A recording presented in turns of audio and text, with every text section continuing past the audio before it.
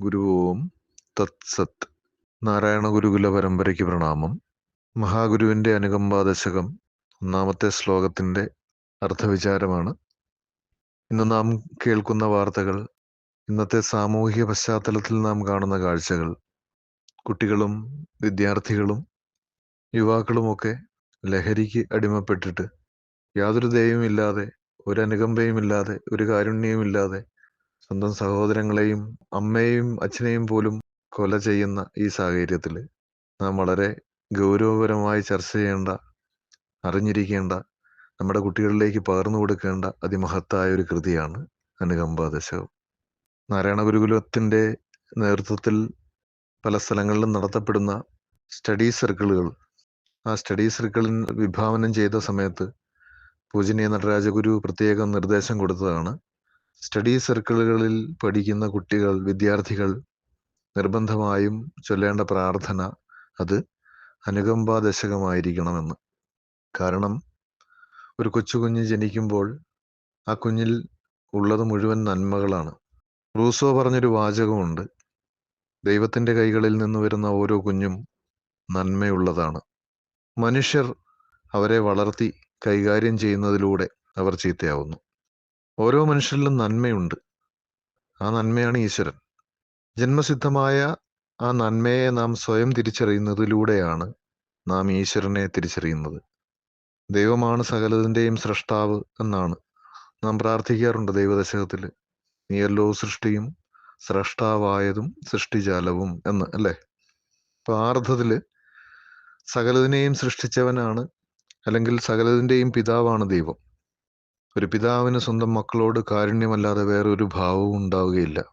ആ ദൈവം തന്നെയാണ് നമ്മുടെ ഉള്ളിലും സ്നേഹമായി, ദയയായി, കൃപയായിട്ടൊക്കെ കുടികൊള്ളുന്നത്. നമ്മൾ അതിനെ തിരിച്ചറിയണമെന്ന് മാത്രം. അപ്പോൾ ഗുരു അനുകമ്പാദശകം തുടങ്ങുന്നത് തന്നെ ദൈവത്തെ തിരിച്ചറിയാനുള്ള മാർഗം പറഞ്ഞുകൊണ്ടാണ്. കരുണാവാനായ ഈശ്വരൻ, സകലതിനോടും കരുണ കാണിക്കുന്ന ഈശ്വരൻ, ആ ഈശ്വരന്റെ കൃപ നമ്മുടെ ഉള്ളിലുണ്ടെന്ന് തിരിച്ചറിയുവാൻ ആ ഈശ്വരനെ പറ്റി നാം ചിന്തിക്കണം എല്ലായ്പ്പോഴും. ഈ ശ്ലോകത്തിന്റെ ആദ്യ പകുതിയിൽ മനുഷ്യൻ വളരെ നിസ്സാര ജീവി എന്ന് കരുതുന്ന ഒരു ഉറുമ്പിനോട് പോലും കാണിക്കേണ്ട അനുകമ്പയെ പറ്റിയാണ് പറയുന്നത്.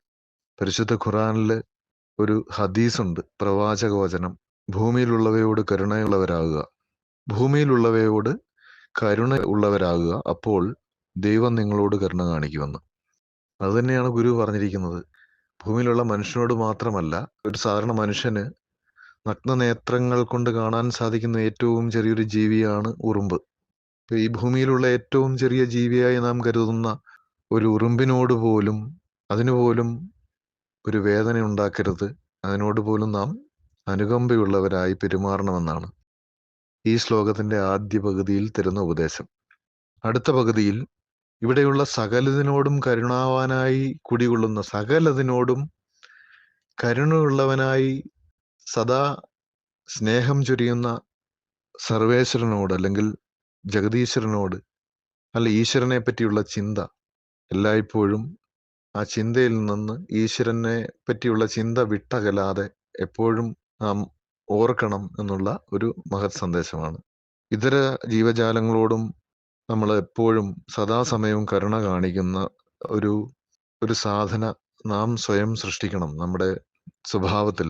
എല്ലാ ജീവജാലങ്ങളോടും സദാസമയവും കരുണ കാണിക്കുന്നവനായ ദൈവത്തെ പറ്റിയുള്ള ചിന്ത ഇടവിടാതെ എല്ലായ്പ്പോഴും ഉണ്ടാകണം.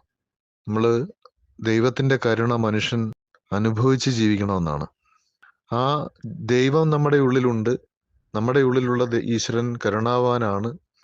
ആ കാരുണ്യമാണ് നമ്മുടെ ഉള്ളിലുള്ളത് എന്ന് നമ്മൾ സ്വയം തിരിച്ചറിയുമ്പോൾ നമ്മുടെ സ്വഭാവത്തിലും അതിന്റെ പ്രതിഫലനമായ അനുകമ്പ, സഹജീവിയോടുള്ള കരുണ, ദയ, കൃപ, അനുകമ്പ പ്രതിഫലിക്കും. ഈ അനുകമ്പ എന്ന വാക്കിന്റെ അർത്ഥം എന്താണ്? അനുകമ്പ എന്നാൽ പിൻപറ്റിച്ചെന്നുള്ള കമ്പനം എന്നാണ് ആ വാക്കിനർത്ഥം.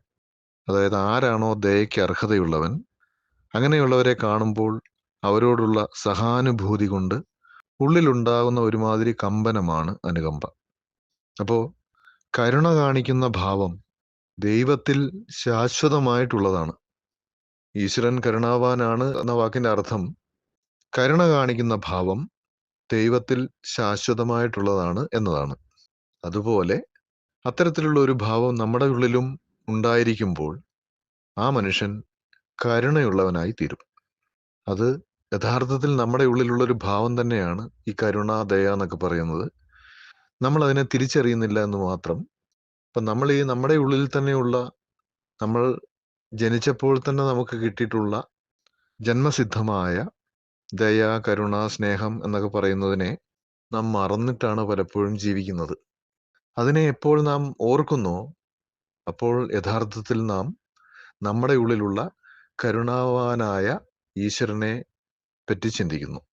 അതിന്റെ ഫലമായിട്ട് നമ്മുടെ പ്രവൃത്തിയിലും കാരുണ്യവും ദയവും അനുകമ്പയും ഒക്കെ പ്രതിഫലിക്കുന്നു. അപ്പോൾ ഒരു പീഡയെറുമ്പിനും വരുത്തരുതെന്നുള്ള അനുകമ്പയും സദാ കരുണാകര നൽകുകൊള്ളിൽ നിൻ തിരുമൈ വിട്ടകലാതെ ചിന്തയും എന്നുള്ള പ്രാർത്ഥനയോടെ ആരംഭിക്കുമ്പോൾ നമ്മൾ ഇത്രയും കാര്യം ഓർക്കുക.